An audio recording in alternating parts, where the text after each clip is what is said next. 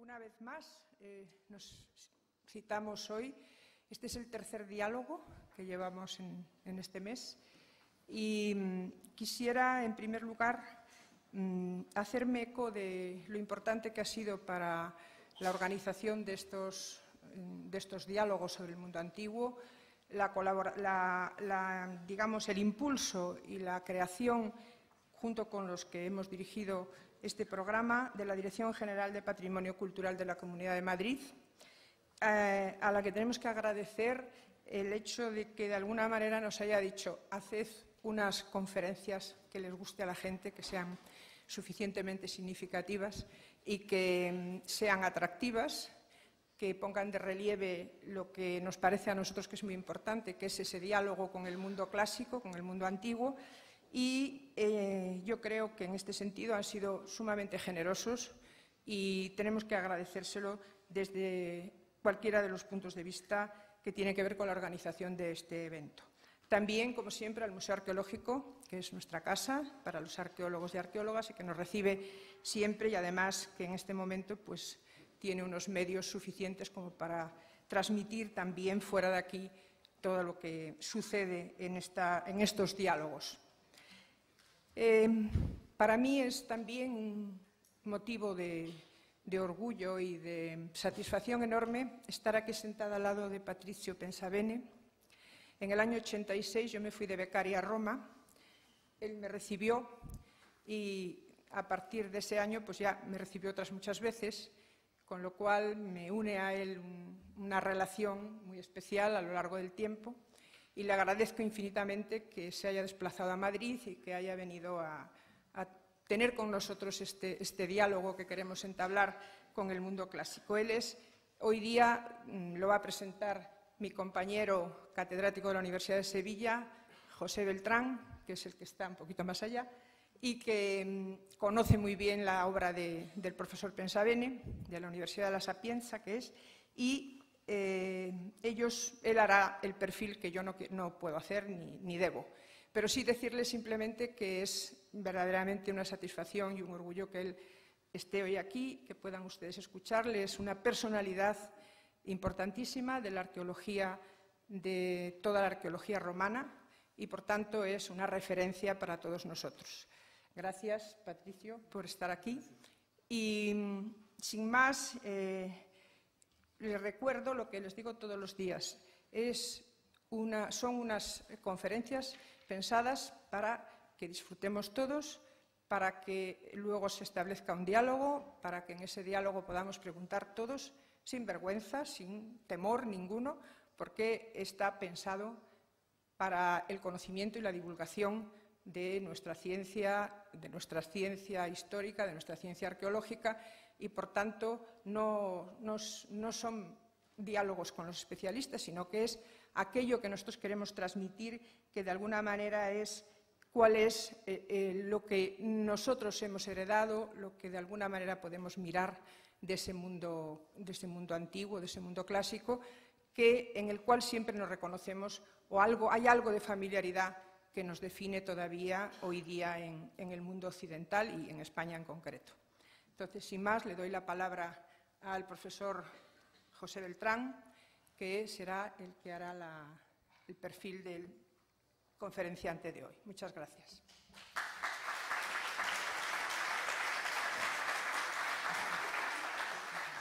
Muchas gracias. En primer lugar, debo expresar mis felicitaciones a los organizadores de este ciclo de conferencias, especialmente pues, a la Dirección General de Patrimonio Cultural de la Comunidad de Madrid y felicitación también al Museo Arqueológico Nacional por acogernos y, sobre todo, a los organizadores, a los profesores Carmen Fernández Ochoa y Javier Salido. Yo vengo de la Universidad de Sevilla y allí organizamos hace ya 11 años algo parecido a esto, un ciclo que llamamos en su momento Roma Antigua en Sevilla. Y Roma Antigua en Sevilla son una conferencia cada mes, exceptuando los meses de julio y agosto, por razones obvias en Sevilla. Y hacemos eso, intentar acercar a la sociedad sevillana y a todo el que pase por allí el martes correspondiente lo que fue la Roma antigua y esa especie de diálogo que aquí se ha expresado, de diálogo con el mundo clásico. Por lo tanto, yo estoy encantado, porque nosotros reunimos a un público menos numeroso de que el que hay aquí. Estoy encantado de esta presencia de ustedes y de la sala que hay al lado y de, pues eso, de lo que este diálogo con el mundo clásico, con el mundo romano, que vamos a tener ocasión ahora de ver, pues despierta en lo que es nuestra sociedad actual, que en cierto modo pues somos herederos de aquel mundo clásico que, aunque parece tan lejano, pero está presente en la vida cotidiana de todos nosotros. La organizadora, mi querida amiga Melus, me dijo que hablara 10 minutos. Y como yo soy un poco incontinente, como habrán tenido ustedes ocasión de comprobar ahora mismo, puesto que esto no lo tenía escrito, escribí 2 folios para ajustarme precisamente a lo que era de una manera precisa la presentación del profesor Pensabene. Antes lo decía la profesora Fernández Ochoa y yo me sumo a ello. Para mí es un privilegio estar hoy aquí sentado junto en este estrado del Museo Arqueológico Nacional, junto al profesor Pensabene, porque es un referente para todos nosotros, es un referente para la arqueología clásica y, sobre todo, es un referente para lo que nos dedicamos a la arqueología del mundo romano. No hay que olvidar que él está, como diría Ranuccio Bianchi Bandinelli, en el centro del potere, que es Roma. Bueno, Patricio Pensabene, con esta conferencia que hoy nos va a impartir, en el programa aparece como Ieri, como oggi, arquitectura monumental y potere político a Roma, pero sin embargo él ha tenido la deferencia de traducirla y nos la va a dar en castellano, con lo cual, bueno, pues ese traductor lo tendrán ustedes para las preguntas y al lugar, y ahora pues escucharemos su palabra en nuestro idioma. Es un inmenso privilegio, ya digo, para mí, para el museo, para este ciclo de conferencias, que el profesor Pensabene pues participe en él. Él es profesor ordinario emérito de Arqueología de la Universidad de Roma La Sapienza, y allí, en la que es la primera universidad italiana de La Sapienza de Roma, pues desarrolló toda su vida académica, desde ricercatore, associato y luego ordinario catedrático de especialidades como metodología y técnica de las excavaciones, sobre todo arqueología de las provincias romanas, y de ahí esa vinculación también a lo que es la Hispania romana, y finalmente arqueología clásica. Además, ha impartido docencia en otras universidades italianas, como la de Coré en Enna, en Sicilia, desde el 2005, y también pues, ha dado cursos de arqueología clásica y de historia de la arquitectura antigua en la Escuela Arqueológica Italiana de Atenas desde el año 2005.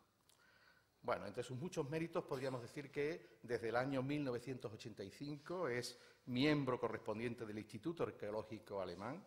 Desde el año 1990 fue asimismo miembro de la Academia Pontificia Romana de Arqueología, o desde el año 2003 miembro del Consejo Directivo de Asmosia, que es la gran asociación internacional que se ocupa del estudio de los mármoras en el mundo antiguo, a la que me referiré también, tema al que me referiré luego entre sus líneas de investigación. Acorde con todo ese bagaje académico, pues ha desarrollado importantísimos proyectos de investigación arqueológica, tanto en Italia como fuera de Italia.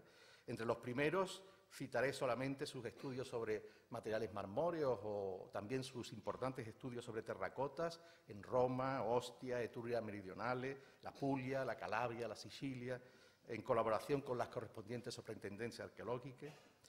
Asimismo, ha dirigido importantes proyectos de excavación por todos conocidos, entre los que destacan sobre todo pues, el Templo de la Magna Mater en el Palatino, en Roma, el Teatro de Ostia, el llamado Mausoleo de Villa Adriana o la Villa del Casale en Piazza Armerina, en Sicilia. Y permítanme otro inciso en este caso. Personalmente, bueno, desde nuestra Facultad de Geografía e Historia desde hace bastantes años, pues se mandaban alumnos a esta cantera de arqueólogos que fueron las excavaciones de Pensabene en Piazza Armerina. Aparte, en el extranjero, y voy a ir abreviando, Patricio Pensabene ha llevado a cabo proyectos de investigación en Cherchell, Cirene, Tolemaida, Alejandría, Teos, Lesbos, la gran cantera también de Hierápolis, esa misión arqueológica italiana en el fantástico yacimiento de Hierápolis, bien mediante estudios de materiales o bien con la dirección o participación en excavaciones. En ese ámbito de fuera de Italia yo querría destacar también su vinculación con España, con la arqueología española, la arqueología de Hispania, la arqueología romana de Hispania. Puedo afirmar, desde mi trato personal con Patrizio Pensabene, que es un enamorado de España en general, diríamos un hispanista en el sentido más positivo del término.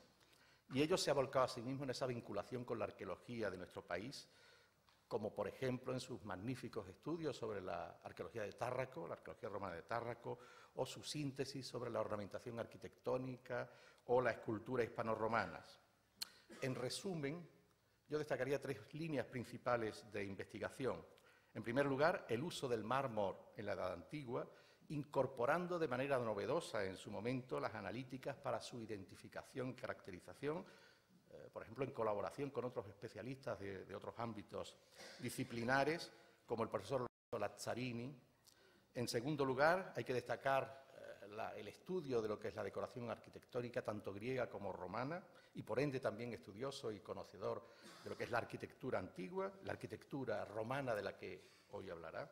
O finalmente, una línea de trabajo también tan interesante y tan atractiva como ha sido la reutilización de materiales antiguos, romanos sobre todo, en las edades tardoantigua y medieval.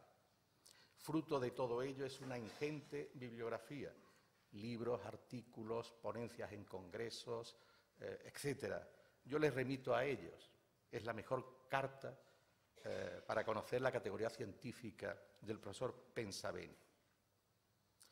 Hoy nos va a ofrecer un tema fundamental en el análisis arqueológico de la arquitectura del mundo clásico, mediante la óptica de su uso por parte del poder político, un recurrente histórico que ha llegado hasta nuestros días, pero que tuvo en el Imperio Romano una trascendencia fundamental para su actual comprensión histórica. Un tema, por tanto, de actualidad, que nos conecta con el pasado, como decíamos, que nos hace dialogar con ese pasado clásico, de ese pasado que se perpetúa en el presente y seguramente se proyectará en el futuro. Por tanto, sin más dilación y reiterando mi agradecimiento personal a los organizadores por su invitación a estar hoy aquí y al profesor y querido maestro Patrizio Pensabene por compartir este estrado, les dejo a ustedes con la conferencia Ayer como hoy, arquitectura monumental y poder político en Roma. Gracias, profesor.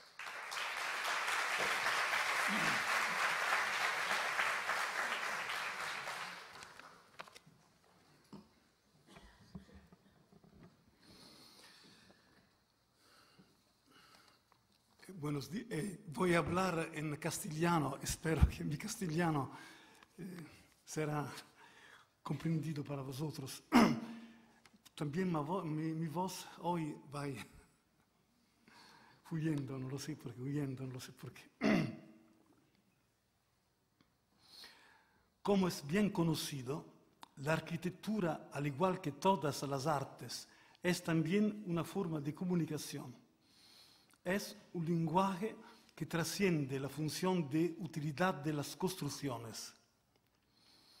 Como todo lenguaje, la arquitectura también presupone una relación de intercambio entre el autor, es decir, el arquitecto, y el usuario, es decir, aquellos hombres o mujeres para los que se piensa y se construye. Esto significa que un lenguaje arquitectónico, especialmente aquel destinado a manifestar poder político y religioso, debe ser percibido por el usuario, que evidentemente posee los instrumentos culturales para transmitir y comprender los mensajes contenidos en un edificio monumental, como un templo, una iglesia, un palacio. Pero la comunicación no ocurre en el nivel consciente. Los que observan no pueden preguntarse cada vez el significado de un frontón, una columnata, una decoración. Debe tener ya en su interior la idea de formas arquitectónicas que permiten reconocerlas inmediatamente, pero de modo subliminal. Es el mismo mecanismo de la palabra, que cuando se oye se reconoce inmediatamente. Es por esto que hemos decidido hablar de la arquitectura romana monumental del periodo imperial. Considerata desde esta perspectiva, se convierte más que en otros periodos en un instrumento para comprender otras arquitecturas del pasado, moderna e incluso contemporáneas. En Roma imperial se verifica el fenómeno de la transformación en clave monumental de todo el centro de la ciudad. Aquí vemos el centro de la ciudad con las colinas famosas.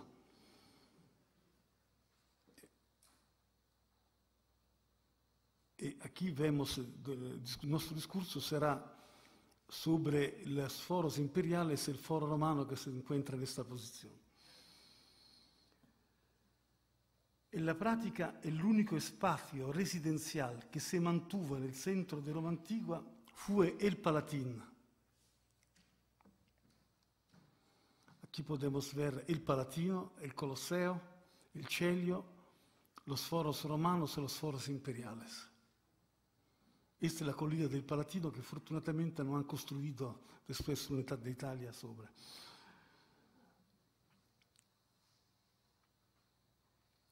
Allora, fu il Palatino con una forma monumental que lo aproxima a las formas de la arquitectura pública. Desde el Palatino se podía observar el foro romano, completamente transformado entre época augustea y el siglo I. También se contemplaban los foros imperiales, adosados a la parte posterior del foro y que ocuparon el resto de la valle entre la collina capitolina, el Quirinal y la Suburra.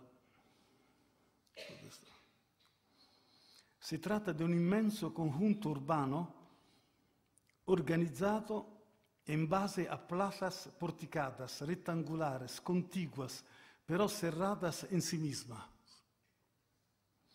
Cada plaza tenía como punto focal un gran templo imbricado en el centro de uno de los lados cortos del porticado. Aquí vemos el foro, una vista de los foros imperiales, el foro Traiano, el foro de Augusto. Ecco, podemos ver que todos los foros son plazas con muros que le encirclan. Allora il foro di Augusto, il foro di Cesare, il foro Iulium, il foro di Nerva, il Templum Pacis o Forum della Paz, il Forum di Traiano. Aquí están los mercados traianeos y la Suburra está aquí.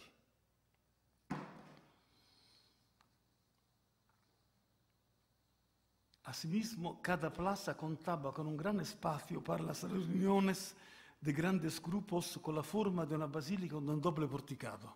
Allora, cada foro tiene un templo en el fondo.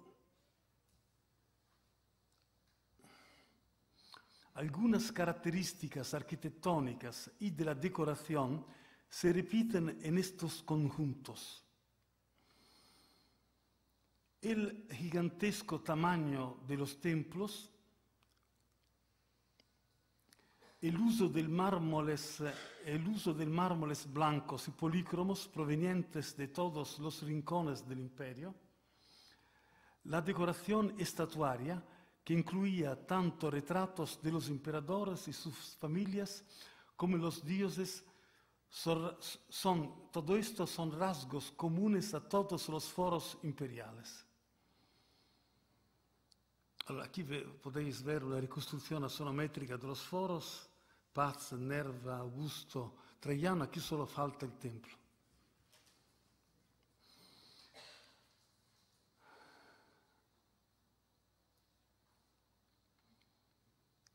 Las estatuas imperiales gigantes, asimiladas por su tamaño a los dioses, revelan una de las principales finalidades de estos conjuntos: la celebración del emperador asimilado a los dioses, los que nos indica la importancia política que tuvo durante todo el imperio el culto imperial.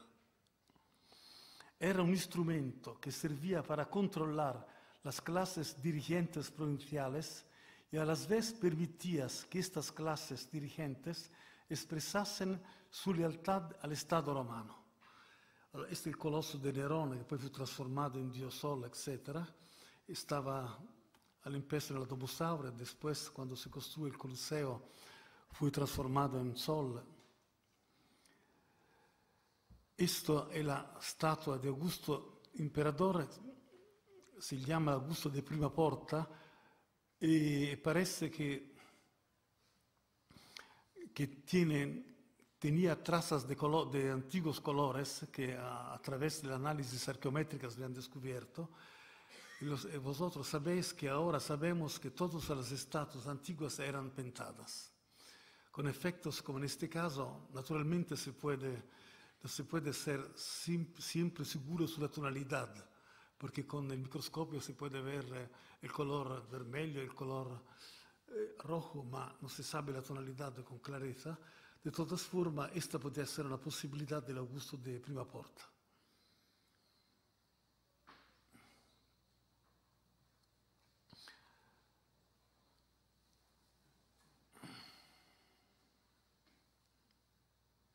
De Augusto en adelante, los grandes constructores de Roma serán por lo tanto los emperadores y cada intervención urbanística y arquitectónica será reconducida hacia una matriz ideológica y propagandística, donde las motivaciones estéticas son condicionantes menores, también existen.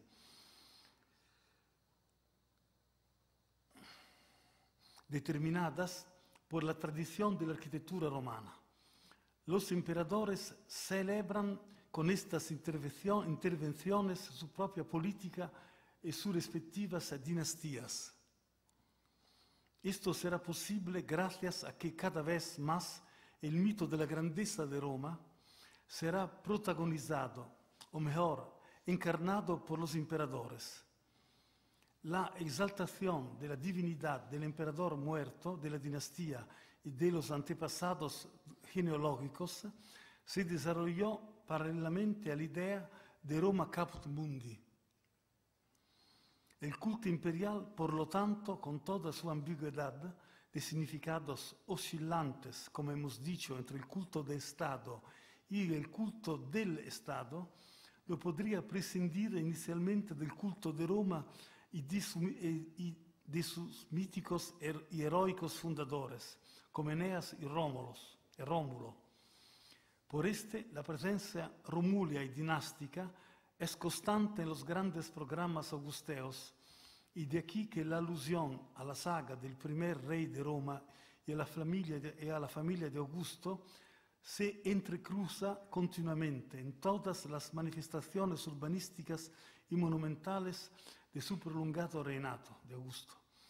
Esta presencia se hace patente en el Foro Romano y además en el Palatino, que vemos aquí, que con Augusto vuelve a conseguir una decidida supremacía sobre las otras colinas de la ciudad y donde hará construir su casa junto a la de Rómulo.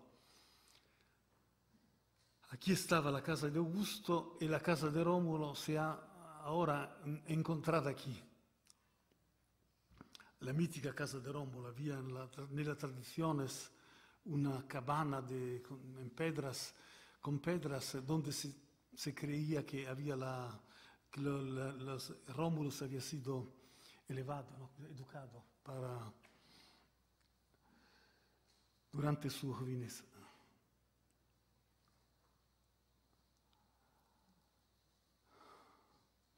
Entonces Augusto hará construir su casa junto a la de Rómulo y también sobre la anterior área sagrada de la Roma cuadrada, que se encontraba a Sin, lugar donde, según la tradición, Rómulo había fundado la primitiva ciudad. Su casa será erigida entre los antiguos templos de Cibeles y de la Victoria. Aquí está el templo de Cibeles, este es el templo de la Victoria. Aquí estamos, el templo ha sido fundado a la fin del siglo IV, este a la fin del siglo III, ma en lugar donde estaban las memorias de Rómulo, con esta cabana de Rómulo que estaba aquí, e por este che il Tempio della Vittoria è in asse con la cabana de Rómulo.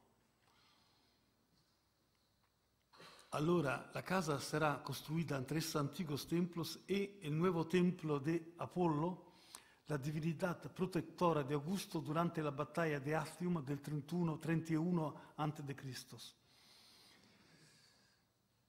Aquí. El templo de Apolo fue construido en mármol blanco de luz. Este es el templo de Cibele, lo que resta ahora es el templo más conservado. Resta la cimentación del podio y de las fundaciones. Aquí lo que resta del templo de Augusto, lo que resta de los mármoles, de los capiteles, son estas cosas, la base, ma quedan las fundaciones, con un problema de... Okay.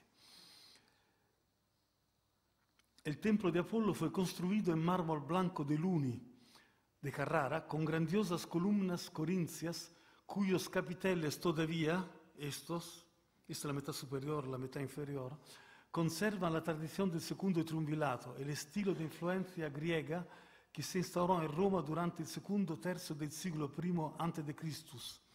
Intendo hablar de este tipo de hacer la hoja de acanto con estos pequeños agujeros triangulares tondos.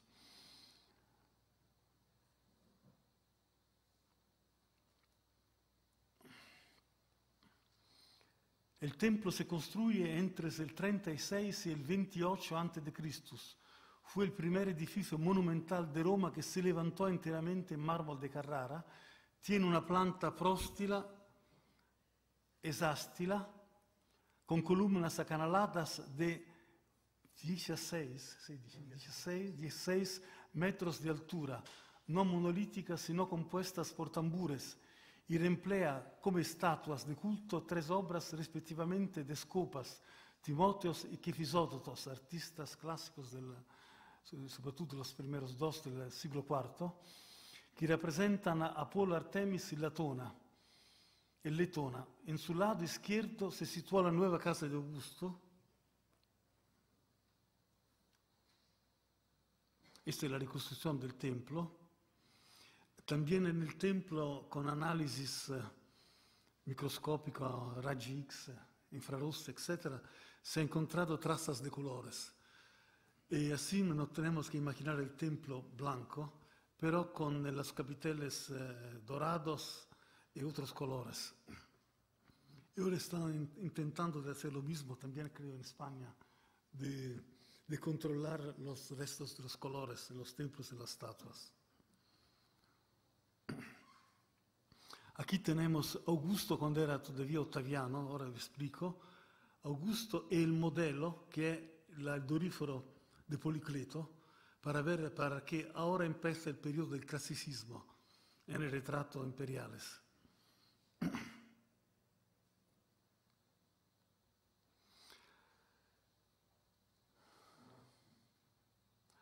En su lado izquierdo se sitúa la nueva casa de Augusto que fue construida sobre su vieja residencia donde habitaba cuando era todavía Octaviano. Aquí ves el templo, después, ma antes del templo había esta casa. Esta es la reconstrucción que hicimos con Ricardo Mar.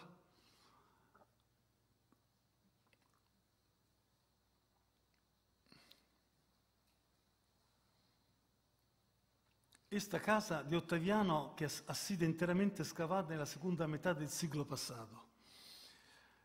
A su lado derecho estaba,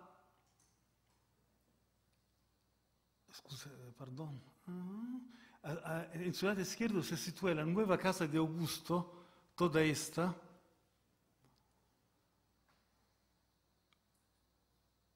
Esta que fue construida al mismo nivel que el templo, que fue construida sobre su vieja residencia. Mientras en su lado derecho estaba el nuevo templo circular de Vesta, que aquí no se ve, aquí, que duplicaba el edificio sacro situato nel foro romano. Delante del templo palatino se extendía una inmensa plaza denominada la Porticus de las Danaides, por las estatuas colocadas entre las columnas de los porticados, en giallo antico, y 9 metros de altura. Esta plaza contenía en la mitad septentrional delante del templo un pequeño bosque. Ecco, así está la plaza, estas son las fundaciones que restan. Ecco, aquí tiene las fundaciones de este pequeño bosque. Aquí había la tierra y sus pensuras, el nivel era este. Que en los templos de Apolo los bosques son muy importantes por temas de divinaciones. Se dice divinaciones. Okay. Un pequeño bosque de laureles consagrados a Apolo. La mitad meridional de la plaza, esta metà, stava in un livello inferiore e si conectava con il Circo Maximus. Ecco, aquí sta il Circo Massimo. Aquí sta questo grandioso propileos che conectava la Pórticos de las Danaides con il Circo Massimo.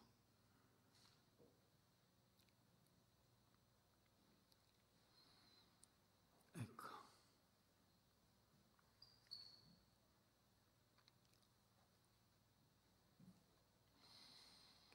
Este es un disegno planimétrico que encontraremos de nuevo en el foro provincial de la Acrópolis de Tárraco. El complejo del Palatino Augusteo también es importante por la introducción de un Augusteo, es decir, un lugar de culto del emperador Augusto y su familia, que fue construido al transformar parte de la casa de Augusto que se situaba, hemos visto, a la izquierda del templo de Apolo. Un momentito para pedir si mi español o mi castellano es comprensible, ok, no tiene problemas. Si hablo un poco demasiado mal, me piden de repetir.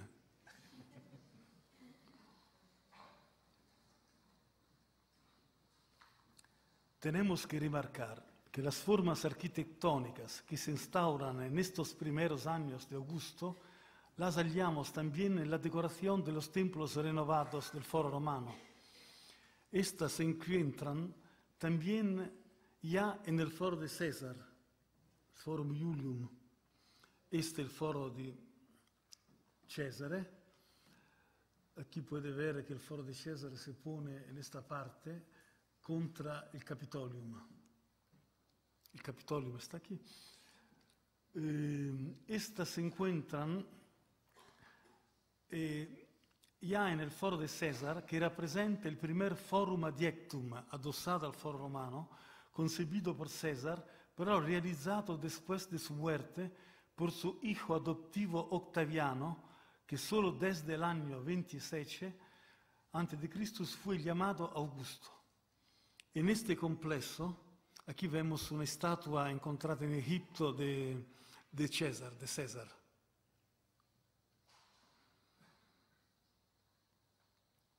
Aquí tiene una foto del Foro de César, lo que resta ahora, nella fase soprattutto de Domiciano. Aquí tenemos, en este complejo ya tenemos los elementos claves de un foro imperial, una plaza porticada destinada a las ceremonias que tuvo que adaptarse a las condiciones topográficas del espacio que quedaba libre entre el Foro Romano y la colina del Capitolio. Tenemos informaciones sobre este foro por las letras, epístolas, las cartas de Cicerón e Ático. Cicerón, mientras César estaba conquistando las Galias, se encargó de la compra de los terrenos y en sus cartas nos explica las dificultades que tuvo para obtener el terreno. Esta fue la causa de la planta rectangular, alargada y estrecha del foro. Al fondo de la plaza se engarzó un templo dedicado a una divinidad, Venus Genitrix, este es el templo, este es el foro. La famosa construcción de que hablaba. Esta era una reconstrucción del templo. Venus Genitrix, relacionada con el origen de la familia Iulia. Enea era, como vosotros sabéis, era el hijo de Venus. En definitiva, un gran templo en el lado corto de la plaza que tuvo que adaptarse a la pendiente del Capitolio, excavando la parte rocosa de la collina para crear el espacio necesario para ubicar el ábside terminal. Solo en el periodo de Domiciano, cuando los emperadores tenían más poder, podían cortar el Capitolium. Ma César todavía no pensaba que era muy sencillo de hacer esta operación de cortar el Capitolio por razones religiosas. Las formas arquitectónicas empleadas en el Foro de César se expandieron por toda Italia y por las provincias galas y españolas desde el inicio de la segunda mitad del primer siglo antes de Cristo hasta el primo siglo después Cristo. Esto allora è la ricostruzione un poco del templo. Esta è la statua de Venus Genitrix. Hay una tradición en los estudios de reconocer que la cabeza de la Venus Genitrix era en realidad el retrato de Cleopatra. Durante il periodo di César, quando stava vivo, Cleopatra vivía en Roma y la estatua fue concebida en este periodo. Los arqueólogos han reconstruido esta cosa por esta moneda y por este retrato. Estas son copias.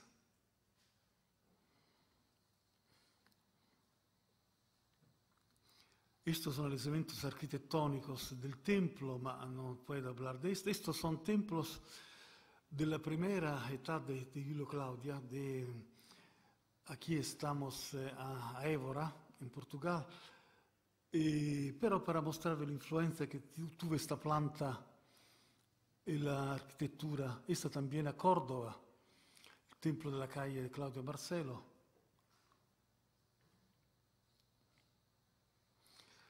Y también en el templo en el Foro de César se empiezan a utilizar mármoles que muy temprano, muy pronto son aceptados en Galia, en España.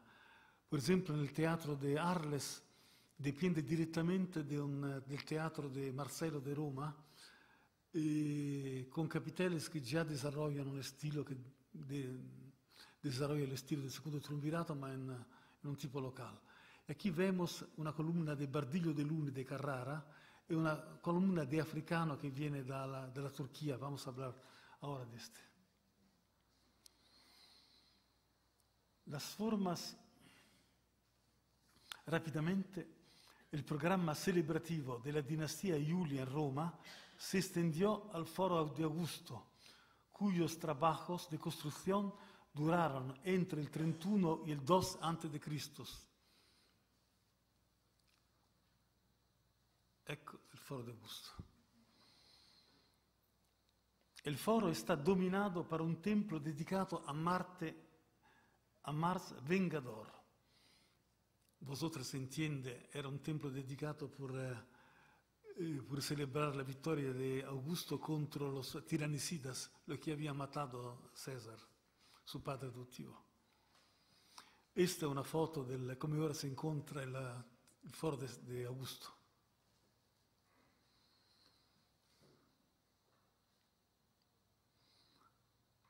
Estas son varias hipótesis reconstructivas. Ahora se ha abandonado esta hipótesis porque se ha visto que aquí no tiene fundaciones de otras exedras. Aquí tienes pórticos y 2 exedras, muy grandes.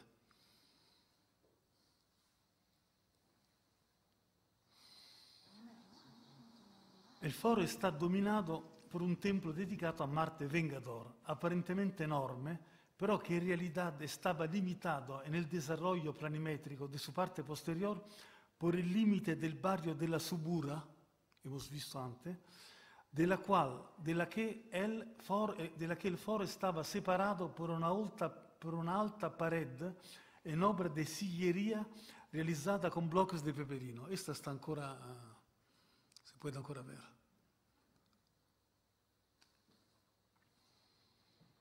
Este foro presenta ya las características que tendrían los foros imperiales, es decir, el templo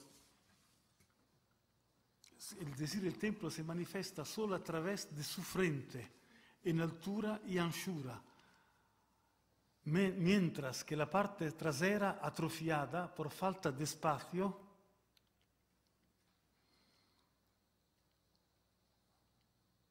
aquí había mostrado un templo bien conservado, la Maison Carré de Nîmes, en Gallia, porque se puede ver el fronte del templo de Marte Vengador, que tenía que ser muy parecido a este. Esto se imita, se inspira. Esto es una reconstrucción del templo del Foro de Gusto con el templo de Mars.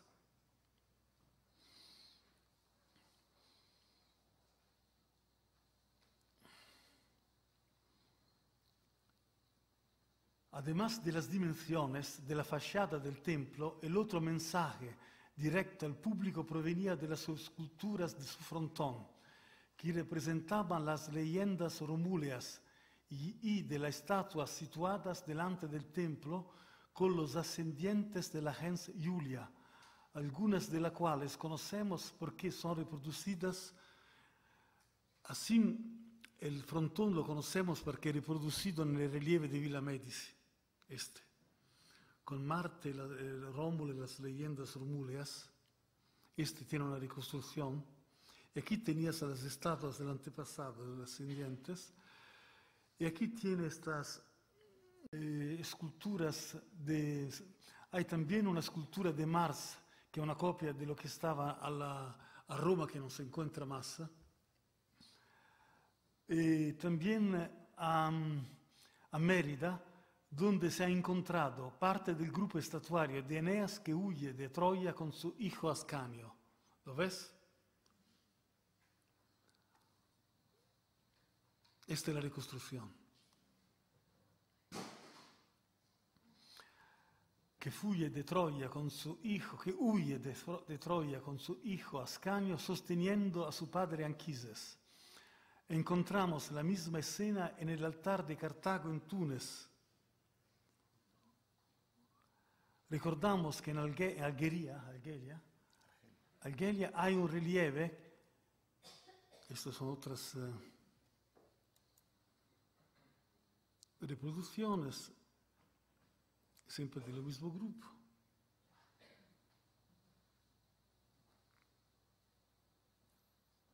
Que en Argelia se encuentra también la misma escena.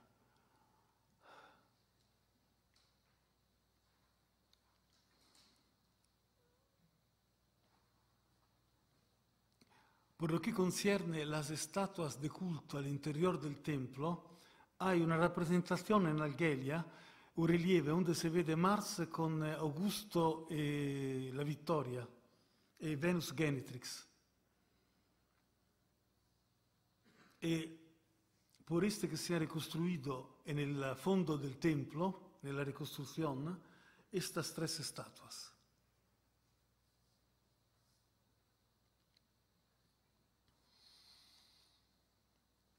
Ahora empiezo con noticias un poco más técnicas, espero. Si tú ves, si son demasiado técnicas, tú me dices corta, como se dice.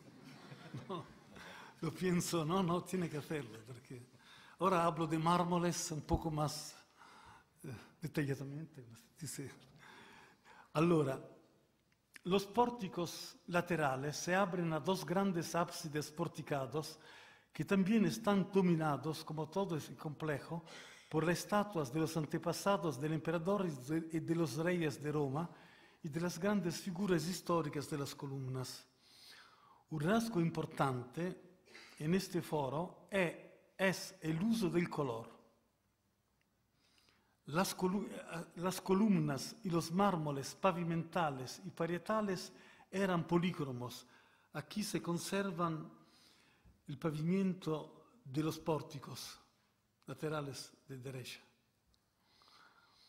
La elección de los colores estaba orquestada incluso en el plano estético, y no solo por el prestigio del mármoles de distintos colores utilizados. Fueron empleados sobre todo el pavonazzetto en Frigia. Aquí este pavonazzetto. il giallo antico della Numidia, in Africa, in Tunisia, este. Hoy el africano de las costas de la Turquía.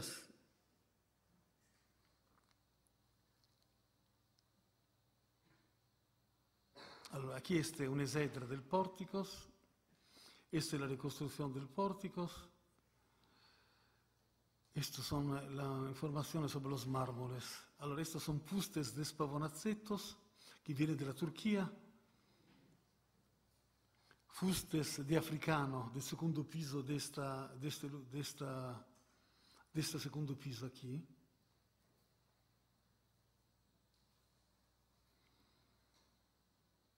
De giallo antico.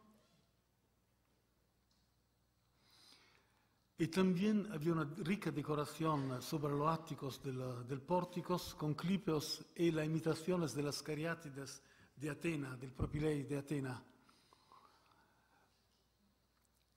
del monumento del Erecteo de Atena. Estas son copias muy parecidas. Este es el manifiesto, como es manifiesto, del clasicismo de Augusto, con lo que se declara que se vuelve colegar a Atena, no a los reinos. Todo el reinado de Augusto ha sido un reinado de compromiso y un poco de hipocresía. Él ha fingido de restituir la libertad al pueblo romano, pero ha instaurado el imperio.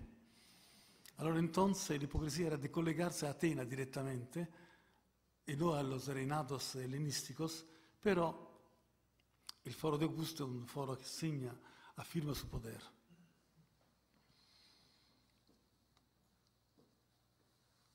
Allora, corto un poco.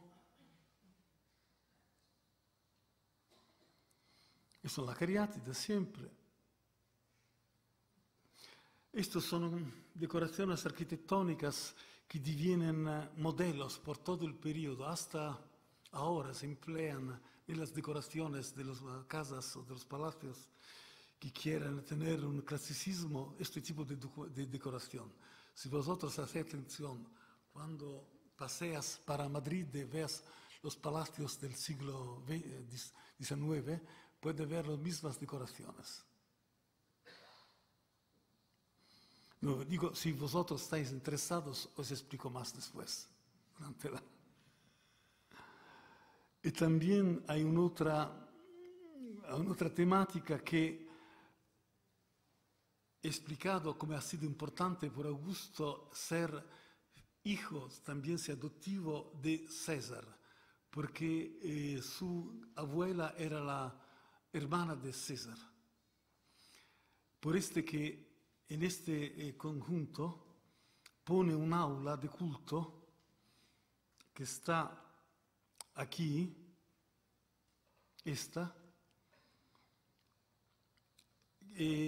donde se encontraba una estatua gigantesca. Esta estatua gigantesca muy probablemente era el retrato de Divus Iulius, de César. Aquí la posición de esta aula.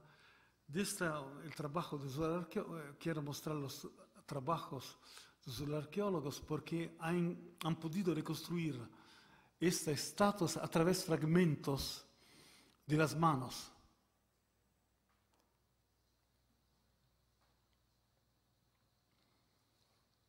¿Puede ver?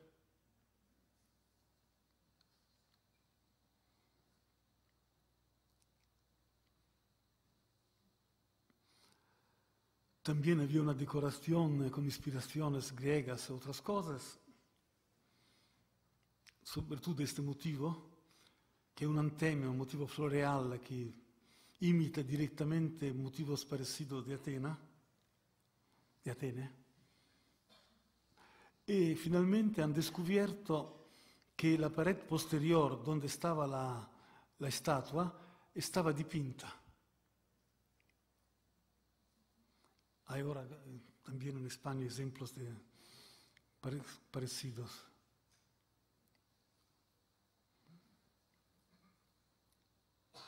Y la imitación de una parapetas, una tenda, un parapetas, la imitación de un tendaggio, no sé cómo se dice en español.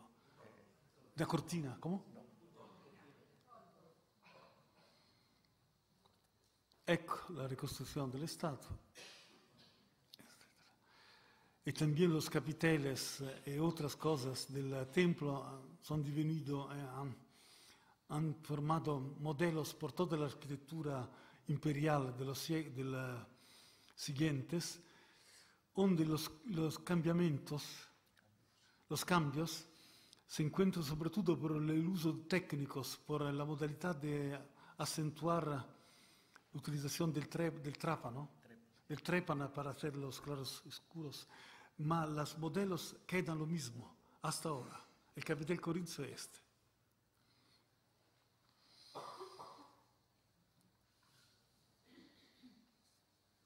Allora, este programa celebrativo inaugurado con las formas arquitectónicas y estatuarias lujosas de los monumentos del Palatino y del Foro de Augusto se extiende al campo de Marte con el Panteón, construido por Agrippa, sobre uno de los lugares de la desaparición de Rómulo y con el Ara Pacis, cuya decoración se centra en la relación entre Eneas, Rómulus y la gens Iulia, representada en procesión sacra. El campo de Marte será un área de la ciudad dominada por un marcado carácter monumental y urbanístico en clave dinástica, dada la relación entre el mausoleo de Augusto que vosotros veis aquí, que se inspira al mausoleo de Alejandro en Alejandría, y el reloj solar que representa la eternitas de la dinastía, a su vez ligado con el Ara Pacis en un mensaje universal de paz augustea. No se han conservado solamente fragmentos, parte del pavimento, por este que habría sido demasiado largo si os mostráis, si mostraba estas cosas. Por toda la ciudad se difunden los lares compitales. El Numen Augusti es venerado en los pequeños santuarios situados en los cruces de las calles de cada barrio. Las 14 regiones augusteas eran divididas en 265 vici, pequeños barrios, donde surgen presentaciones de Augusto como el hombre providencial del destino. Es el periodo que se escribe la Eneide de Virgilio. Estos santuarios habían esta forma.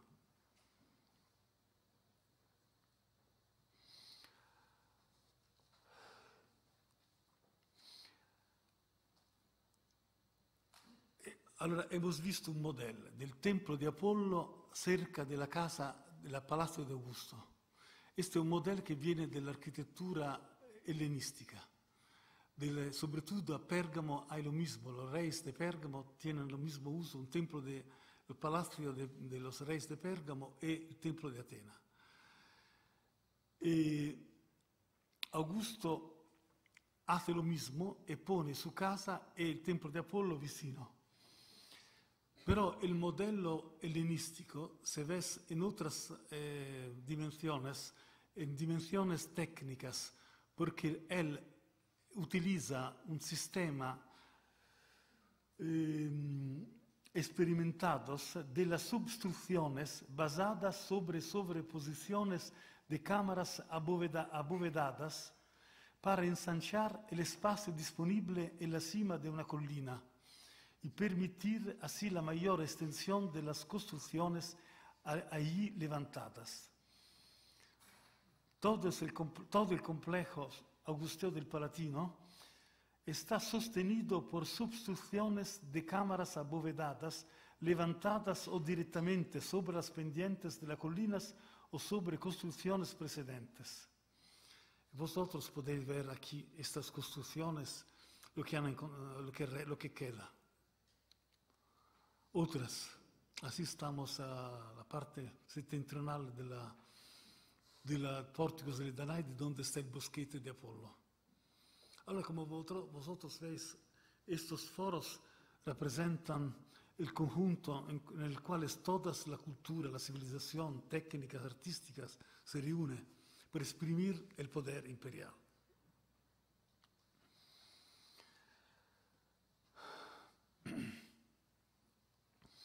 Pero, en lo que respecta al culto imperial, una verdadera revolución se lleva a cabo por Nerón, porque va a construir en el Celio, la colina sudeste del Palatino. Estamos aquí el Palatino, aquí el Celio y aquí tiene el Colosseo. Un templo gigantesco dedicado al padre Claudio, es decir, directamente a un emperador divinizado, como fue el caso de los emperadores muertos, pero aprobados por el Senato, y no un templo dedicado a una deidad tradicional asociado a un emperador, como había ocurrido en los templos de Venus Genitrix en el foro de César y Martin Thor en el foro de Augusto. Sus dimensiones son de nuevo gigantescas. Las columnas tienen la misma altura que las del templo de Marte Vengador, pero el plano del templo ahora es visible en su totalidad, como sabemos por la forma urbis, que en parte lo reproduce. No sé si vosotros sabéis lo que es la forma urbis, el mapa monumental de Roma grabada sobre unas lastras de mármol. El templo se sitúa, por lo tanto, dentro de un recinto rectangular porticado, puesto que en el Celio sí se había podido disponer de una grande área libre. Como resultado, el templo ya no se coloca en el fondo de la plaza, sino que se ubica extento en el centro del espacio abierto para que sea visible desde todos los lados.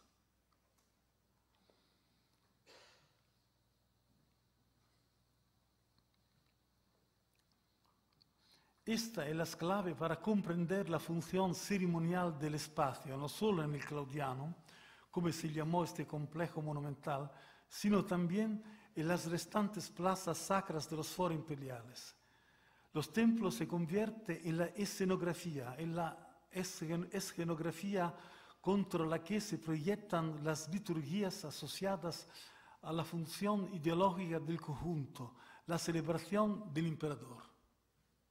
O sí, si había otras utilizaciones secundarias como bibliotecas, museos, ma el motivo principal es este. Además, Nerón, este es un ejemplo de procesión imperial con Domiciano, ma después de la damnanza de memoria hay la testa, la cabeza de Traiano. Además, Nerón, que fue el último emperador de la dinastía Julio-Claudia, quiso acentuar, en función de su visión del poder, el carácter palacial de la residencia imperial que se liga a su concepción del emperador como dominus ac deus, es decir, como un dios que requiere que su residencia adquiera también un carácter divino por su magnificencia. De aquí viene la elección de un grandioso templo dedicado al Divus Claudio, su padre, que justifica su autoafirmación como un ser divino y la necesidad de una residencia que coincida con su ideal. Él reprende y ensancha, en sentido claramente alexandrino, los componentes de su palacio, la Domus Aurea, que ahora se extenderá del Esquilino hasta el Palatino.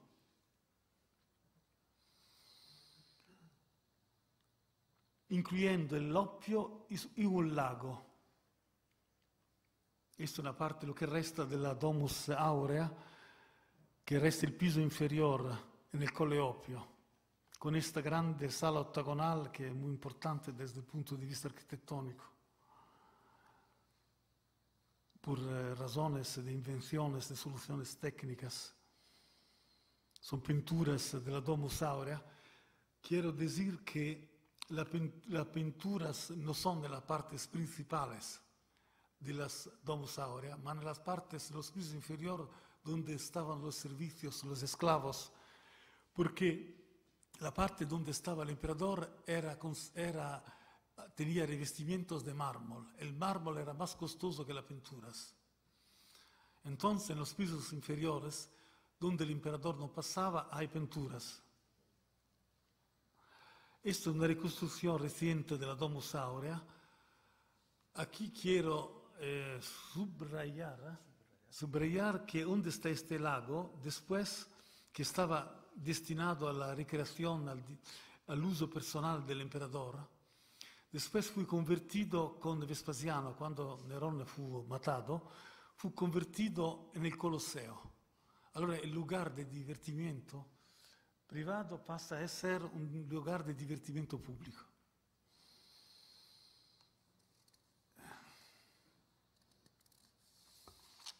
Hay todo el tema que no puede afrontar, que hay un gran incendio en Roma, y así Nerone podía reconstruir toda la ciudad en forma regular, ma tal vez estas cosas más conocidas. En Tarragona, los casos más sobresalientes de esta arquitectura romana imperial, concebida como expresión de poder en las provincias, es ofrecida en España por los complejos de culto imperial de las capitales provinciales, Córdoba y Mérida en época de Julio Claudia y Tarragona con los Flavios. En Tarragona se dieron circunstancias excepcionales conectadas con el ascenso al poder imperial de Galba y de Vespasiano. Si quieres después os explico por qué. Allora, l'ascenso al poder imperial de Galba y de Vespasiano, que son la causa de la construcción de uno de los más grandes conjuntos arquitectónicos de todo el imperio. Es interesante que aprendí a conocer la escultura, la arquitectura romana a Tarragona en los foros de España antes que a Roma. Se trata de dos grandes plazas porticadas dispuestas sobre dos terrazas, una y dos, escalonadas que modelan artificialmente la pendiente de la Acrópolis de Tarraco y que se cerraban en su base con un circo urbano. Entonces, para despertarme, lo que es el modelo para vosotros, he mostrado a vosotros ante un modelo que podía ser imitado, no copiado, en Roma, no vosotros, digo el público, solo para despertarme un poco. Lo hago siempre con mis estudiantes, de hacer una pregunta para el Palatino, del Pórtico delle Danaides. Hemos visto que había también el collegamento, una conexión con el Circo Massimo. Y aquí se inspiran, imitan, ma no copian esta idea arquitectónica. Son pórticos rodeados de columnas, el otro será corto también aquí. Este es el pórtico nella fase Flavia di Vespasiano, este es el foro superior. Hay el grande templo de Augusto que había ya sido construido bajo Tiberio. Pero la novedad es que en Sanchan, el pórtico, la plaza, con la utilización del capiteles compuestos, que para mí es una cosa importante porque es la primera vez que se encuentran en una arquitectura pública y después el modelo pasa a Roma, va después, y también viene creada un aula de culto imperial. Se discute sulla parte posterior, de todas formas, había aquí esta aula de culto imperial y había aquí el trabajo de Theodor Hauschild, que era el antiguo director, estaba en Portugal, ¿no? De la escuela a Lisbona, que ha estudiado mucho nos fornido los datos para construir todo esto. E nella plaza inferior había probabilmente il grande hotel, il grande altar imperial, de culto imperial, il grande altar de Augusto dedicato al culto provincial. Esta es una hipótesis de Ricardo Amar, no ha sido comprobada con excavaciones, ma lo digo porque había en entrar a este grande altar de culto imperial, se discute dónde podía estar. Estos son elementos arquitectónicos que pertenecen a izquierda al templo de aula de culto imperial añadida para Vespasiano, para el periodo de Vespasiano, esta. Y aquí a derecha tiene un elemento de friso del templo de Augusto. Tienen la misma dimensión. Eso significa que los dos templos, aulas, tenían la misma dimensión, la misma altura.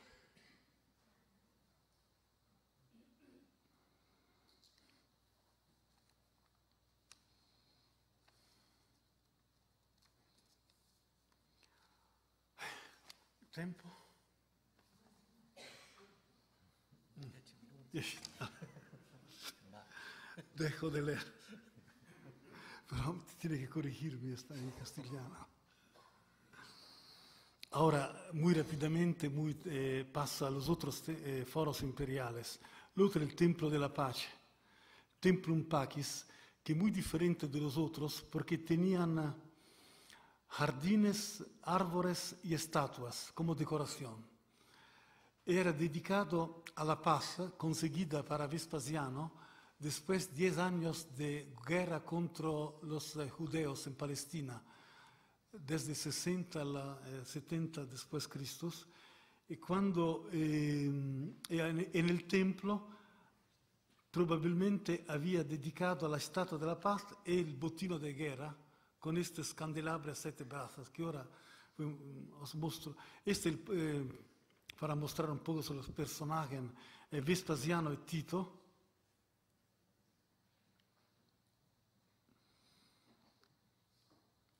Esta es la reconstrucción de este conjunto. Las columnas en granito de Asuán que pertenecían a los pórticos. Y finalmente esta es el aula de culto con este grande pedestal donde probablemente estaba el botín de guerra expuesto, el botín de guerra expuesto. Y aquí la pavimentación, las columnas gigantescas en granito de Asuán. El desierto también en el Egipto meridional. Son a la altura siempre de 16 metros. Ecco la reconstrucción, las columnas caídas. Son excavaciones de los años 70-90. Esta es una columna de africano que se ponía aquí porque en la fase de Domiciano han transformado esta parte, han construido este foro de Nerva muy estrecho porque era la monumentalización de una calle que se llamaba Argiletum. Entonces se construye un pórtico, un fingido pórtico, adosados a las paredes. Esta es una nueva invención de arquitectura que se encontraba sobre todo en la arquitectura. La aula de culto estaba al interior y a derecha y a izquierda había otras aulas de culto pequeñas. Y aquí estaba la forma marmórea, la forma urbis, esta forma, el mapa de Roma estaba aquí.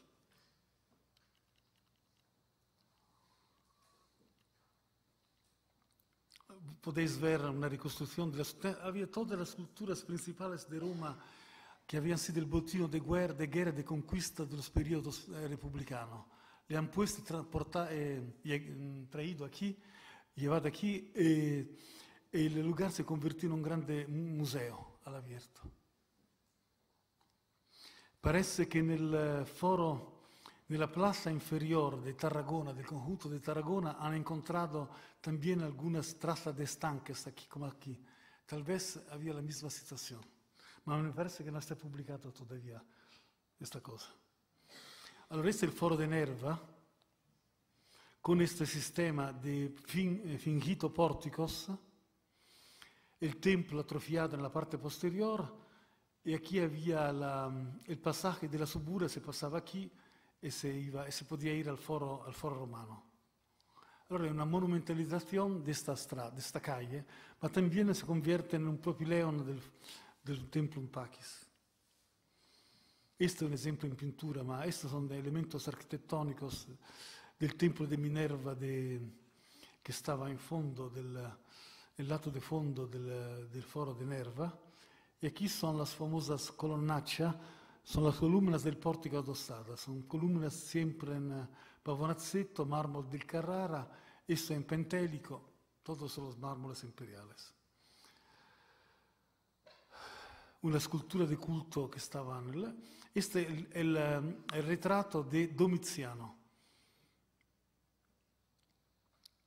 Esta para comprender lo que pasa en el centro de Roma tenemos que hablar también del hecho que Domiziano quiso hacerse construir un inmenso palacio, un nuevo palacio imperial, porque vosotros he dicho que la Domus Aurea había sido destruida por los sucesores y sobre la Domus Flavia habían construido termas, etc.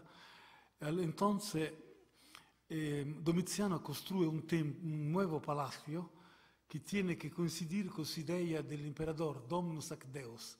Él, como Nerón, interrompe la política de alianza col Senado, empieza una política autoritaria y después, 10 años, fue matado. El Palacio Imperial, como va a ser muy grande, muy importante, pero no tengo el tiempo de hablarvi, porque es mejor que hable un poco del foro de Trajano antes. De todas formas, esta es la sala del trono. Domiziano se ponía aquí y la gente venía aquí. Ah no, scusa, perdón, esta es la sala del trono. Con nichas donde estaban estas gigantescas esculturas de 4 metros en basanite, que es una piedra egipciana, que ahora son a Parmas por viviendas conectadas con los farneses, que eran propietarios del lugar en el Renacimiento. Espero que esto pueda despertarvi un poco per mostrarvi che este è un relieve funerario de una empresa de construcción que trabajaba en Roma en este periodo. En este relieve funerario hay una otra parte que ellos han reproducido los monumentos donde han trabajado. Aquí podéis ver el Colosseo. Y también utilizan una grúa con fuerza humana, rotatoria, para sollevar los bloques, las columnas, todo esto. Solo para un poco mostrarle cómo todo esto implica un trabajo muy... El arco de Tito, solo para mostrarle la procesión donde se introduce en Roma el candelabro a 7 brajos que estaba saqueado del grande templo de Jerusalén. Ma esto vosotros lo conocéis seguramente.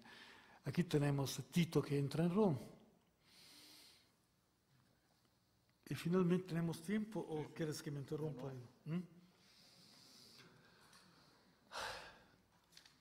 Estamos en el año de Trajano. Estamos en el año de Trajano. Esta es una ricostruzione del foro di Trajano e nella fase nella quale todavía il templo non stava costruito. Il grande templo ha stato costruito con Adriano, suo successore, e stava dedicato al divo Ulpio, a Trajano.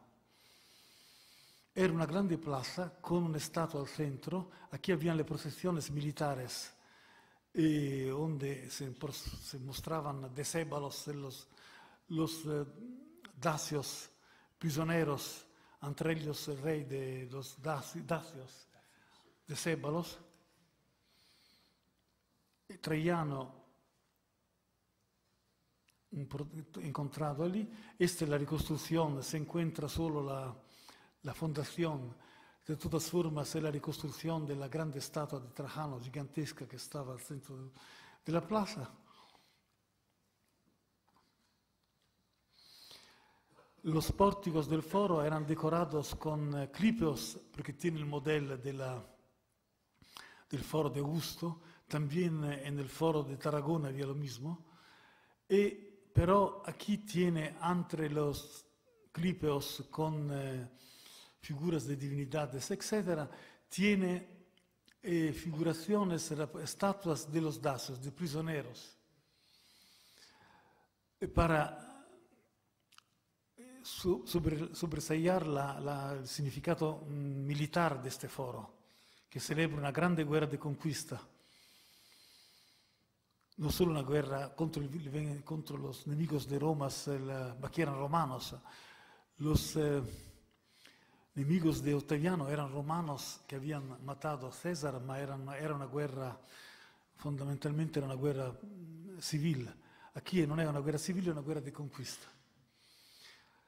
Uno de estos dacios en pórfido, que la piedra aquí tienes lo que resta de las basílicas. Esta es la basílica con los pavimentos, tiene 5 navadas, 1, 2, 3, 4, 5. La reconstrucción.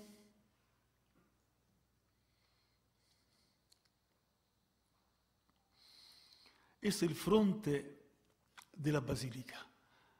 Esto significa que la plaza tenía en fronte come escenario escenografico, come fondo escenografico, non un templo, ma la basilica.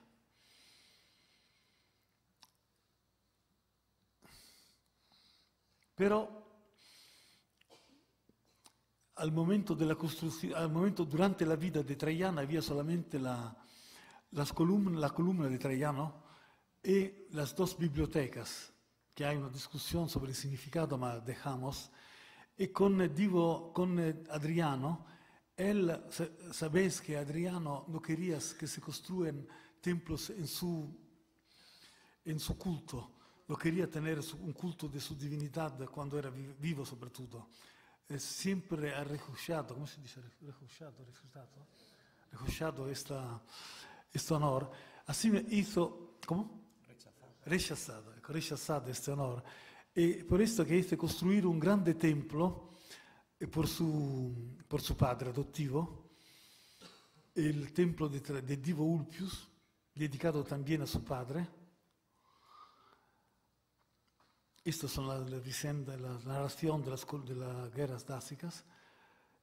Aquí estamos en el interior de las bibliotecas, donde estaban los papiros. Y aquí tiene la reconstrucción del templo, como son los últimos trabajos que han sido hechos de Paola Baldassarri sobre la forma de este templo, porque ahora con la construcción de las metropolitanas han encontrado todos estos edificios. Entonces hay una discusión si estaba verdaderamente esta plaza semicircular. Seguramente estaba el templo que han encontrado en las fundaciones, ma está en discusión. De todas formas, se han encontrado las columnas, algunas de estas, que son columnas gigantescas de granito del foro que viene del desierto oriental egipciano. Hemos intentado de ver cómo podía funcionar el cantiere, la obra para la construcción del templo.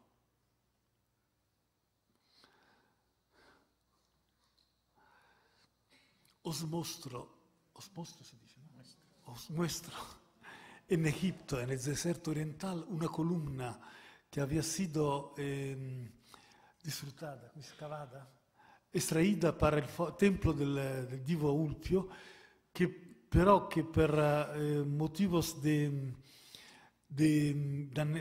había danos, había fisuras, ¿cómo se dice? Fracturas, y no era conveniente la reparación, y la han dejado en las canteras.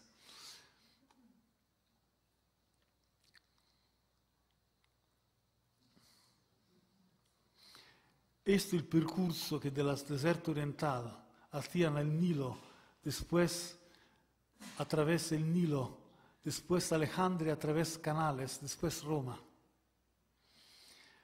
Esta es una de las columnas, que es parte de una grande columna del templo que se conserva todavía, con signo de reparaciones.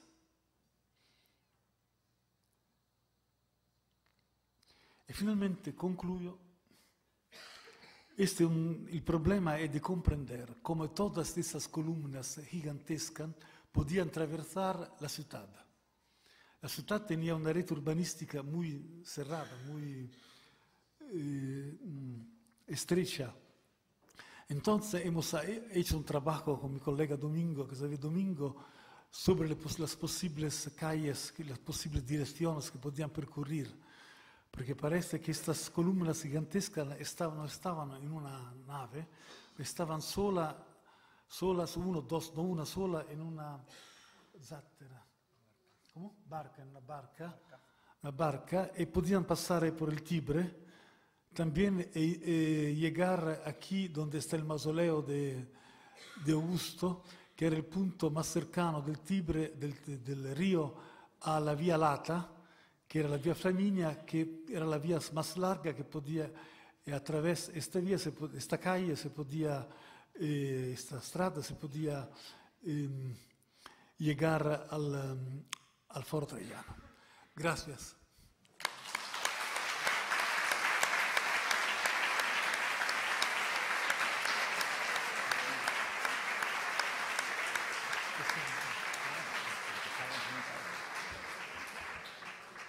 Muchas gracias al profesor Pensabene por esta síntesis que nos ha hecho prácticamente de toda la arqueología del centro de Roma, desde la época augustea pues hasta la época trajanea, y como decía él al principio, como la arquitectura y en cierto modo la relación entre los elementos arquitectónicos, entre los edificios, el urbanismo en suma, es un lenguaje del que hay que conocer las claves, que lógicamente en época antigua se aprendían esas claves o se conocían esas claves, y nosotros, como espectadores en la distancia, pues tenemos también que conocer esas claves, y buena parte de esas claves nos la ha sintetizado esta tarde el profesor Pensabene. Y además con la circunstancia de que esa zona es la que recorremos siempre como turistas.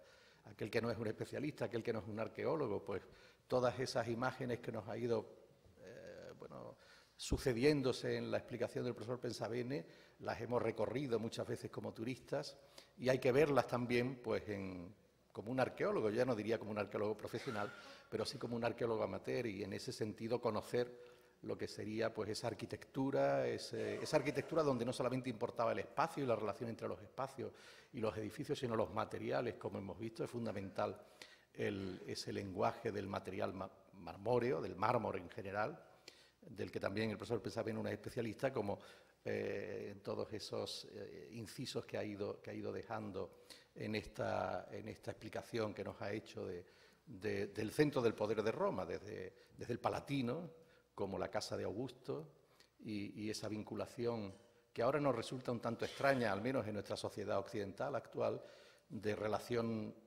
ineludible entre religión y política, pero que en el mundo antiguo funcionaba, como hemos visto, a todos los niveles, y más en el poder político, en el nivel político, en el nivel de los grandes dirigentes.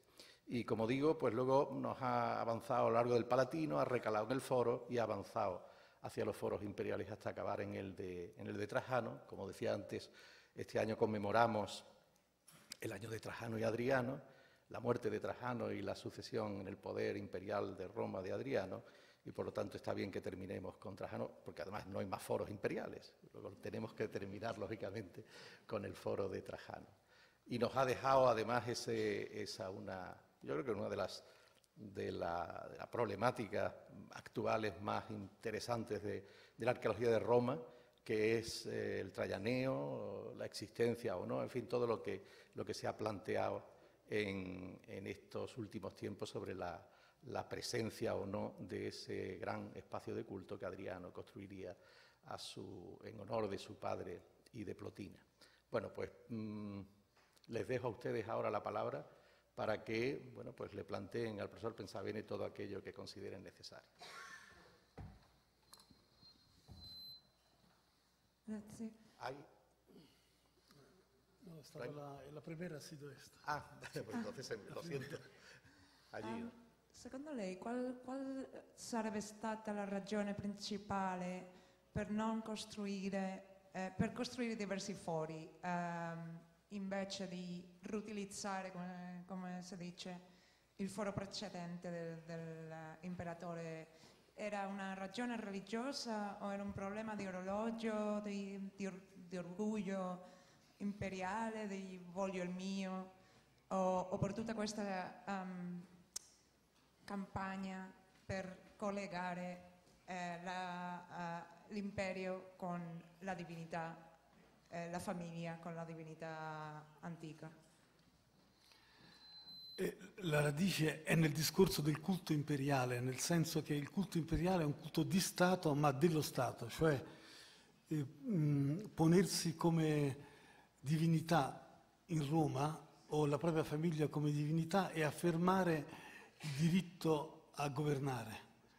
E per le classi dirigenti provinciali che imitavano Roma, la imitazio Roma è una parte fondamentale dell'attività evergetica delle classi delle elite provinciali, locali, per esse diventava importante avere questo modello a Roma.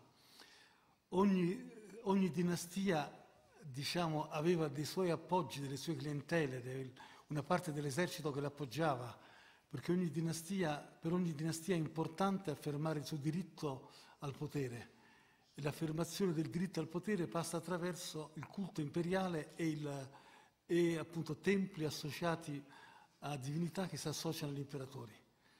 Per cui a Roma si costruisce il tempio di Vespasiano nel Foro Romano, il tempio del divo Antonino Pio, sempre nel Foro Romano, e nelle province avviene lo stesso. Quindi il discorso è soprattutto celebrativo, propagandistico, ma era importante, non era soltanto un fatto formale. È come il discorso ma veramente i romani credevano che l'imperatore era un dio. È una domanda mal fatta, perché non era importante se era un dio o no, ma è quello che lui voleva essere e come gli altri lo accettavano che fosse.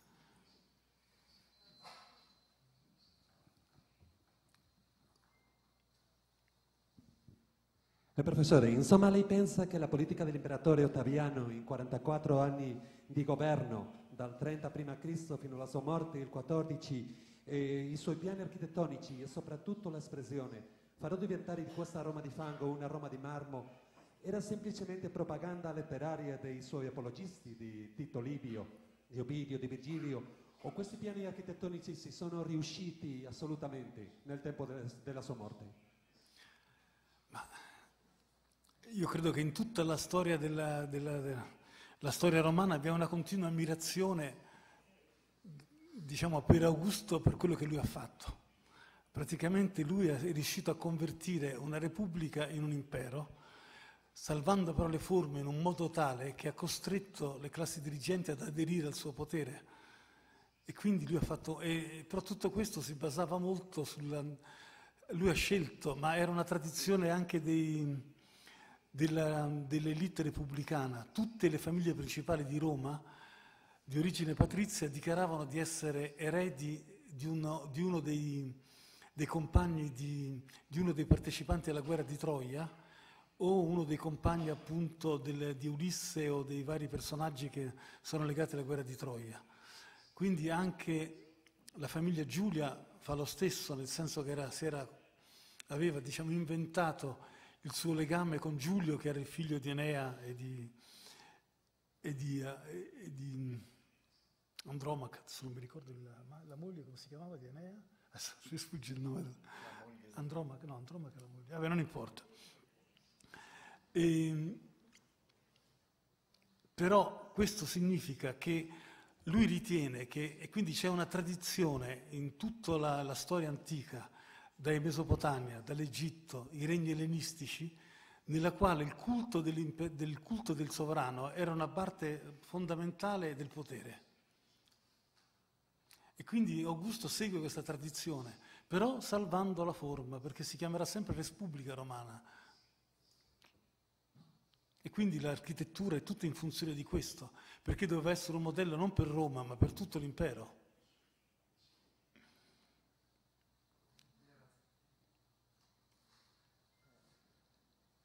Buenas tardes, Patricia. Pues mi pregunta sería respecto a las columnas, si se sabe que, bueno, el tema del color de las pinturas, si se sabe si las pinturas eran eso, pinturas o si eran metal recubierto, como podría ser oro o otros tipos de metales. Dov'è il metallo? Che cosa che copriva? Nel caso della columna traiana podía ser, existían columnas, porque hay testimonianzas, como se dice, testimonias, me parece, in Germania, in Alemania, però sicuramente la columna del foro traiano stava pintata, non tenía bronce, non era cubierta di bronce. Si esta es la pregunta, si he entendido bien. Hola, buenas tardes. Aquí.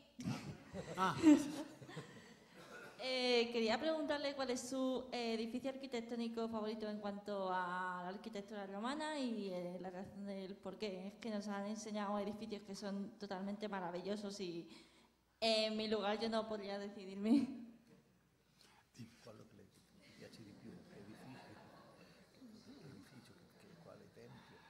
Todos nosotros, los arqueólogos, gustamos sobre todo de la Grecia. La estética, el punto de vista estético, el placer se encuentra al Partenone, lo se encuentra al Foro Romano.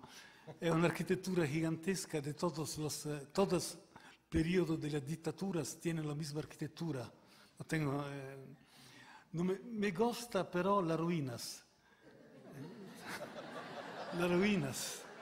Me gustan, la ruina la gusto mucho. Después, mi colega ha dicho que soy especialista en el reempleo, el aprovechamiento de mármoles en antiguo, en el medioevo. Esto me gusta mucho. Me gusta el aprovechamiento de ruinas en una iglesia, por ejemplo. Cuando voy a San Lorenzo fuori le mura, non so se la conoces en Roma, para mí es un placer, una joya, porque veo todos esos mármoles reempleados con nuevos significados. Pero estos foros no eran bonitos, eran horribles.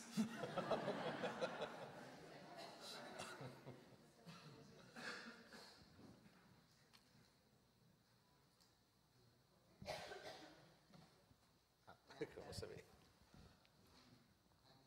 De la Universidad Autónoma.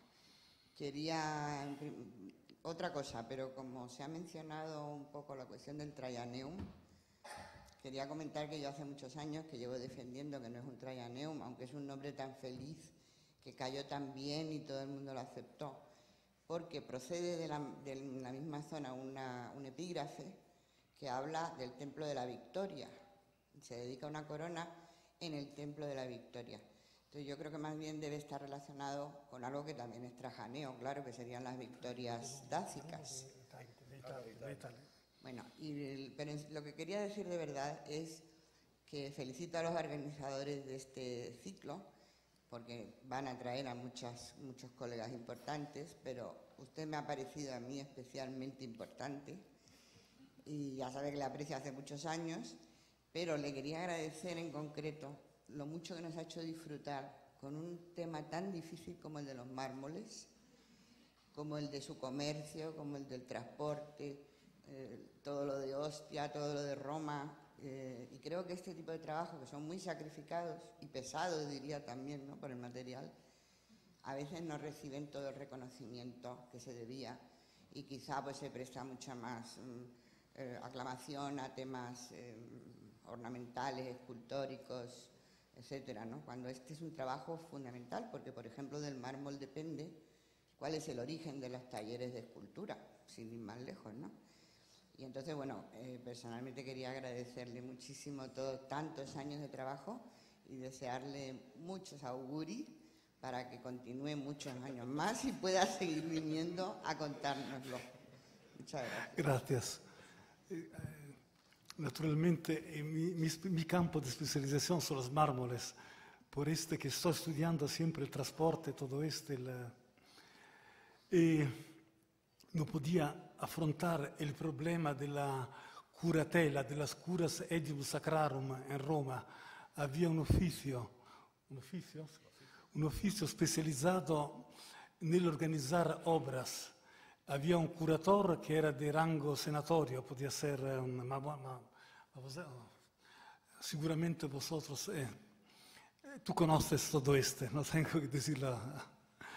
No, por el otro digo que había una organización muy administrativa, burocrática, muy ancha, muy con libertos, con situaciones de... Y cada edificio había un responsable también. Y algo como el Foro de Traiano tenía muchos responsables de cada construcción. Esto pasa también en las ciudades en España, en las provincias, que tiene un responsable de cada edificio. El Ordo Decurionum encarga a alguien más rico de seguir los trabajos y ser responsable de lo que pasa de las empresas que vienen alugadas y todo esto. Allora en Roma todo esto era muy desarrollado, muy desarrollado. Era una cosa muy impresionante. Hay muchas descripciones que hablan de esta cura edium sacrarum et publicorum edificium, etc.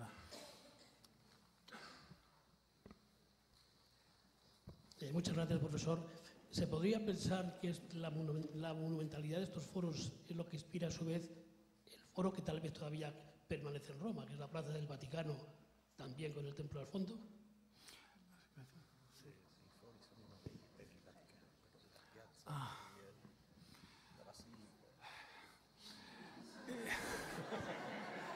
No se puede, el lenguaje arquitectónico nunca copia, però può ispirarsi, citar. Allora sicuramente nella San Pietro in Vaticano, nella Grande Plaza, hay una citación de la Plaza Porticada, esto seguro.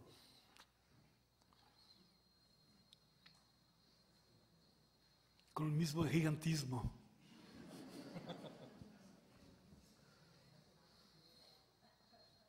Allí al fondo.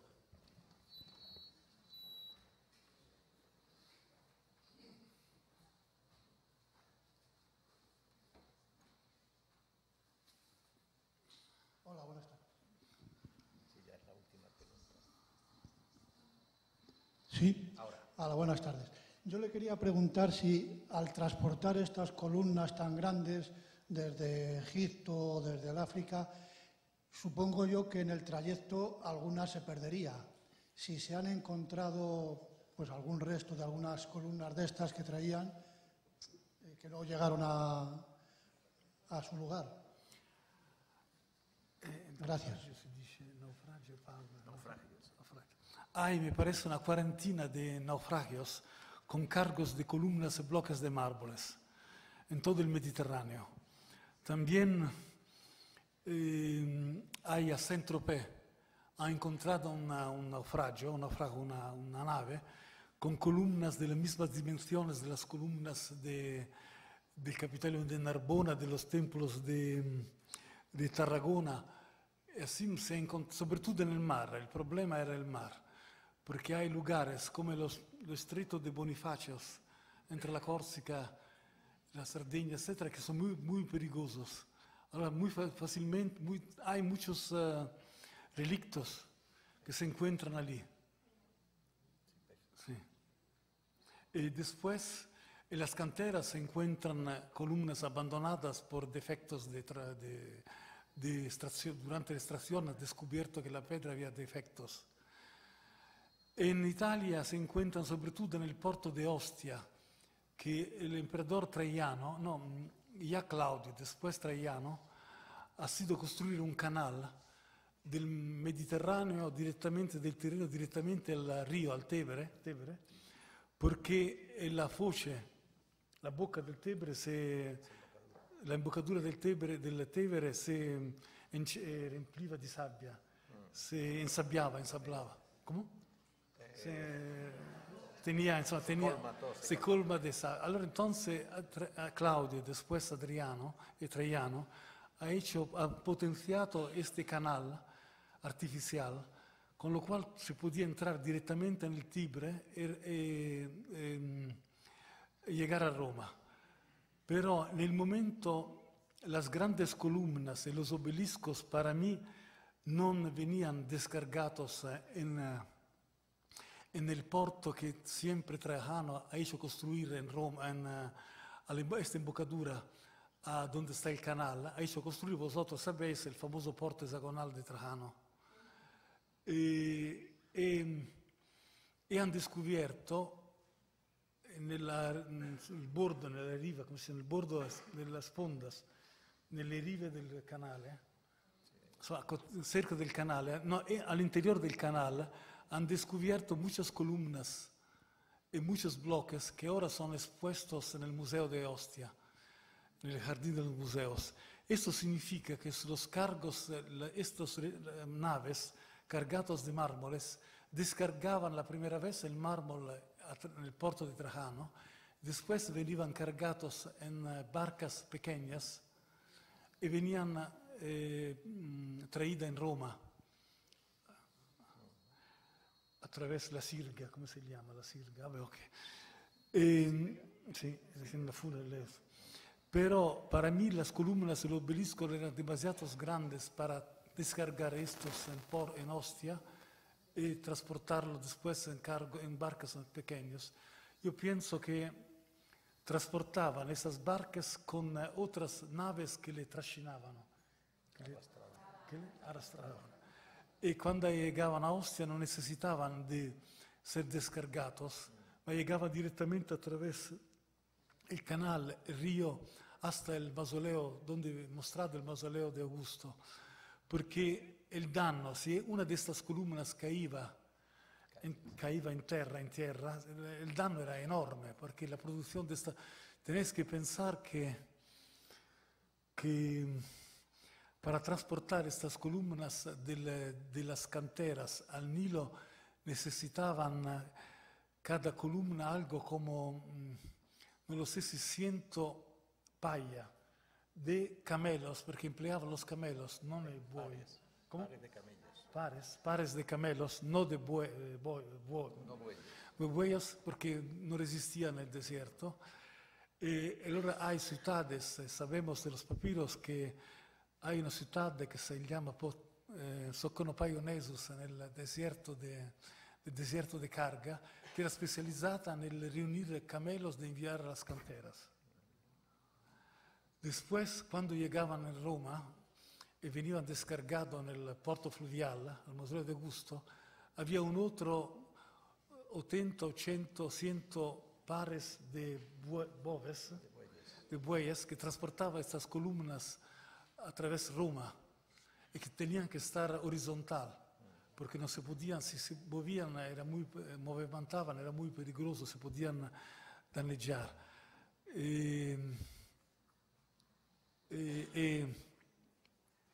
Para decir, hay una estudiosa alemana, yo creo, que ha hecho un trabajo sobre lo que se hacía en Roma de los rifiuti degli animali, ¿cómo se dice? De los desechos.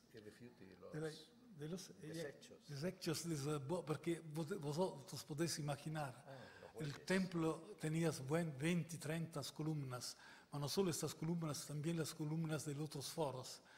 Todos estos boves habían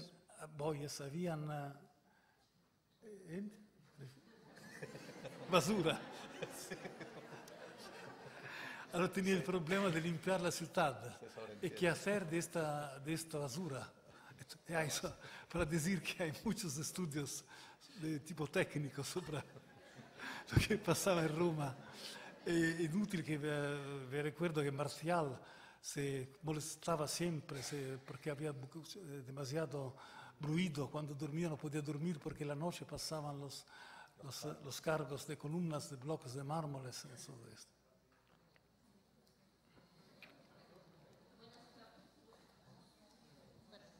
Buenas otra vez. La última pregunta ya, porque tenemos que cortar. Vale. Mi pregunta es, el templo de Vesta, debido a que la mayoría de los templos romanos son rectangulares, ¿por qué el templo de Vesta se decidió hacer de forma circular? Porque el templo de Vesta es circular.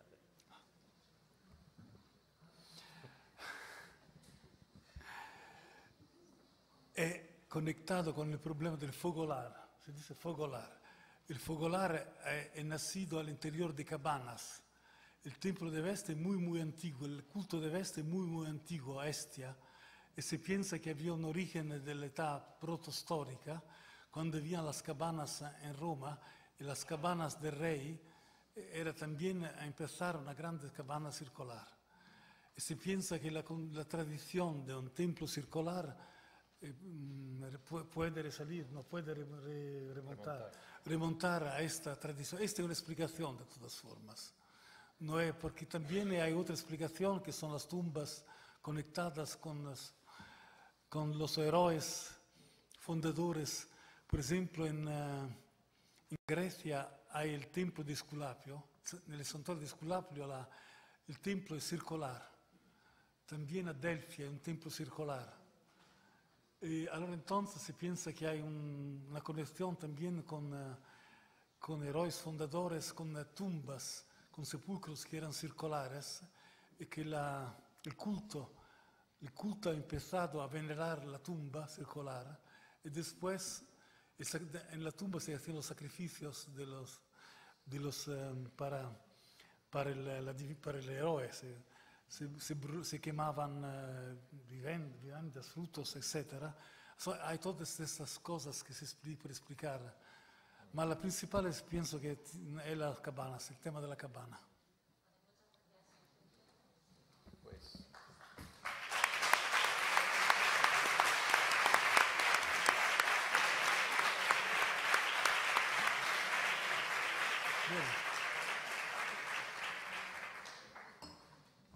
Bueno, pues de una forma muy breve vamos a cerrar la sesión de hoy. En primer lugar, por supuesto, agradeciendo al doctor Pensabene por esta magnífica intervención y, por supuesto, también al profesor José Beltrán, catedrático de la Universidad de Sevilla, por la tarde en la que yo creo que hemos disfrutado de una manera muy particular sobre la arquitectura monumental y el poder político, no solo ya en la intervención, sino lo que me parece a mí más interesante, que es los diálogos, que es un poco como nosotros planteamos este ciclo de conferencias, donde cada uno de ustedes, como ven, pueden participar y al final mostrar el interés por el legado clásico.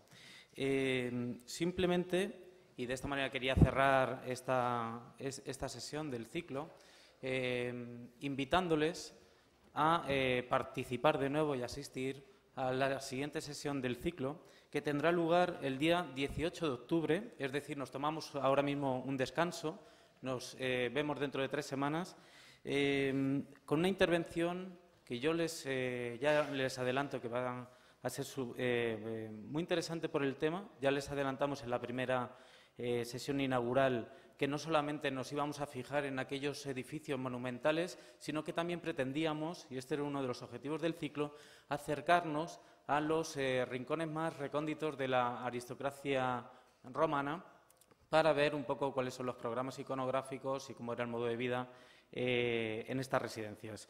Este va a ser el turno del doctor Fabrizio Pesando, que nos hablará sobre las domus romanas como escenario de identidad social. Domus romanas suponemos que se fijará sobre todo, especialmente, en las domus de Pompeya. La sesión será introducida, presentada con una presentación inicial de la doctora Mar Zarzalejos, catedrática de la Universidad Nacional de Educación a Distancia, que ha ido siguiendo el ciclo cada día y que le agradecemos su participación. Después de su introducción, dará turno a la intervención de Fabrizio Pesando, que ya les adelanto que es un gran especialista. Él es profesor de Arqueología Clásica en la Università degli Studi di Napoli, l'Orientale. Él ha sido director y es director de la revista Vesuviana. Es uno de los mayores especialistas en el estudio de la arquitectura privada pompeyana, al que ha dedicado numerosos estudios. Podemos contabilizar más de una decena de libros dedicados a este tema. Él es el encargado de haber realizado grandes muestras en la propia Roma, como esa famosa exposición que hizo con Andrea Giardina, con el sugerente título Roma Caput Mundi, que enlaza bastante bien con la sesión de hoy. Por lo tanto, solamente me queda decir que es un gran especialista, presentada por otra gran especialista, vamos a poder disfrutar y van a poder ustedes participar y hacer todas las preguntas relacionadas con las aristocracias romanas.